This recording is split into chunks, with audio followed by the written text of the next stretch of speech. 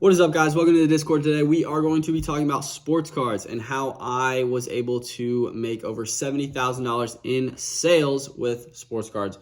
We're going to talk about the most basic and then we're going to go to high end. So to start off with just some basic pointers, you have your most basic sets like Prism. We have Optic. Those are your most sought after cards in the hobby for your lower end cards. So you have your base rookies. I'm going to give you a Wemby for this year because he's just really sought after for basketball. And then I'm going to give you two variations of that card. So we have the Wemby base rookie, give you a price right there. And then we have the red version, and then I'll give you a price right there. So the reason why these prices are so significantly different is because it's supply and demand. So this red is a SP, which means short print. There's a lot less of those in the world than this base rookie, which there's probably, I don't know what the print run on these base cards is now, but it is so significant that it really just saturates the market.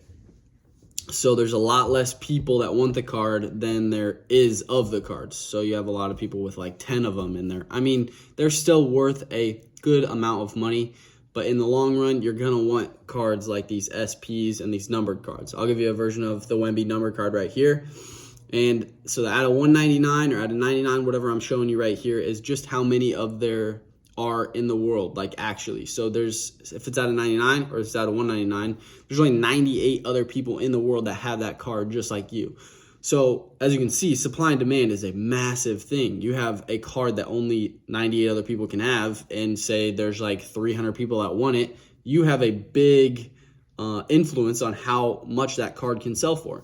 So on Instagram, your audience isn't going to be quite as big. But if you kind of build a good reputation, I'm going to show you how to do that in a little bit later, you are able to sell cards for 100% of comps, 90% of comps. And at the end of the day on eBay, you only get 80% of what you actually sell of the card. I believe. That is not a fact. Don't quote me. But that is what I've heard and that is what I've seen.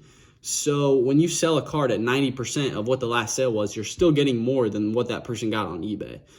Which is, I mean, I would take 10% all day, especially if you're selling for a card $100, you get 90, and the other person that sold it on eBay only get 80. $10 is significant when you're flipping. So instead of going from $80 to $160, you go from 90 to 180. In the long run, you can see how that totally just folds and goes over. You got that domino effect aspect.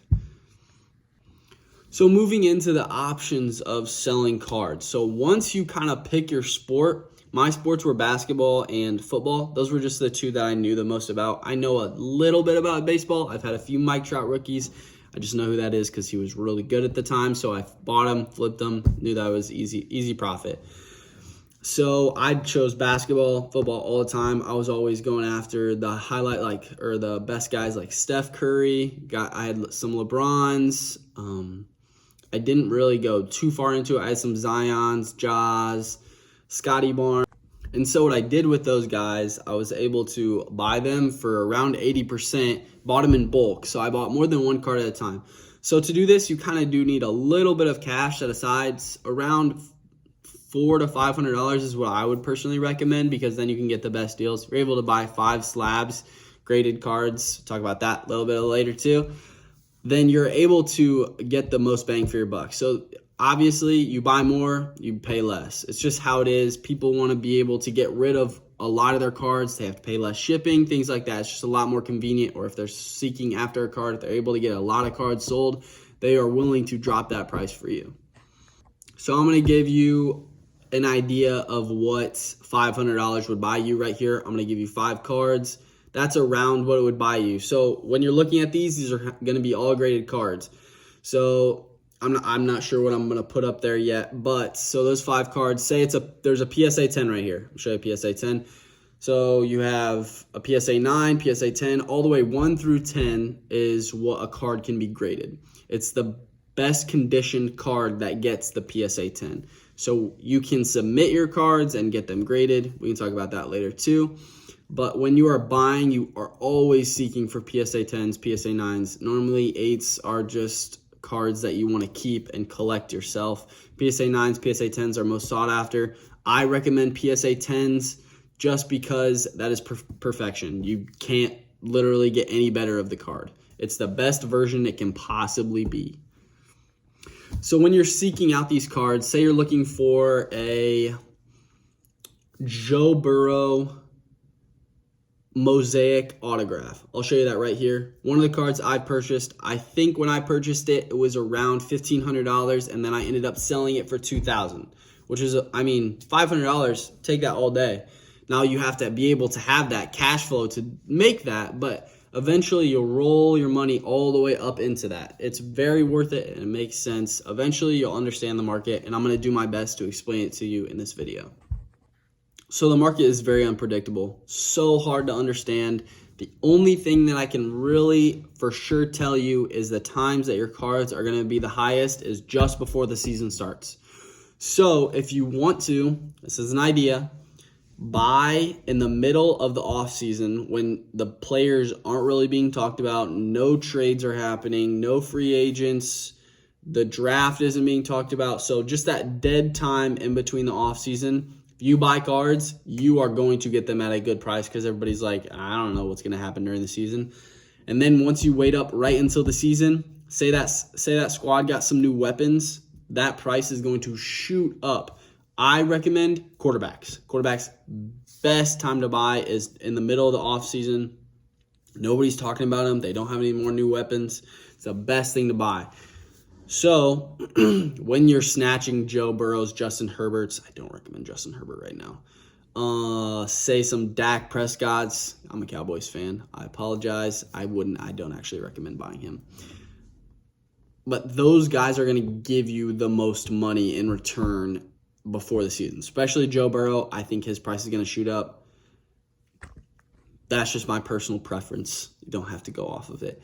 But those are normally the times that you are going to purchase your cards at a very high rate. So you're not going to be able, that's when you buy and just hold for like a month, 2 months, things like that. And while you're doing that, you are still buying, selling just at a very slower pace because the season is not happening. So the prices aren't fluctuating. People don't know what's going to happen. So they're not going to buy quite as much. So you can try a different sport. This is what I did. This is actually how I got into basketball. So basketball was still going on. So like right now, there is no football happening. So I got into basketball. It's like, why not? So right now, basketball is happening. You're able to buy if somebody's doing really good, and you can maybe buy and hold if you think they're going to go far in the playoffs. Once you have your cap, always take a profit. If that card gets more expensive, and you say you bought it for $400 and the card's $500, take your profit. Always take a profit. Never hold it until the card goes down. Why would you hold it until the card goes down? It is so tough to see the card go from $400 and then you sell it for $500, but then it keeps going up and up and up. And then it caps out at $1,000. You miss out on $500.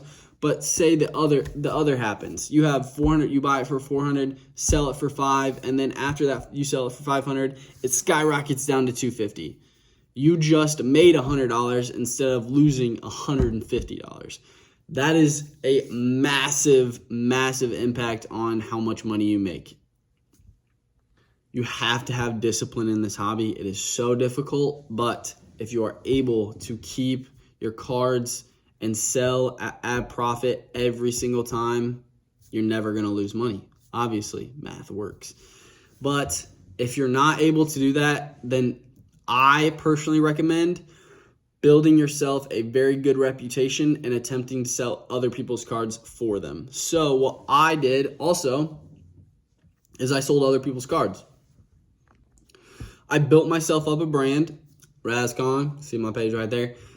Have around 6,000 followers, and I'm able to sell other people's cards for them at a basically 10% fee. It's really easy, simple, and I can teach you how to do this too. This will be more of a one-on-one course if anybody's interested in that. Moving on to some apps that I use. I personally only use one app, and it is Alt. I'll give you that right there. It is so easy, makes it so simple. You can literally scan any card or look up any card, and it will give you past sales for, I don't know what the free version is, around like 2 months. And it'll give you, I think that when I looked up the Joe Burrow, when I was looking up that Joe Burrow autograph, it was like $1,800, and then most recent sale was $1,900. And at the time, the alt, and then it also gives you an alt value. So if it was $1,800 and then also sold for 19, alt value would probably be around $1,850. It would place it right in the middle. So it also gives you past sales, and then it gives you it's an estimated value. So that's a lot of good information that not a lot of people take advantage of. Alt is the best. Show you again right here. Alt. Go download that right now if you're trying to get into cards. Best app to download. If you are trying to get into any other sports other than like baseball, football, basketball, I recommend going to watch a YouTube video. You just look up UFC, look up tips and tricks, how to sell these cards. Like, I don't have personally a lot of information on those, but on this, if you need any one-on-one time, let me know. I will get it to you. Thank you. See you guys next Discord video.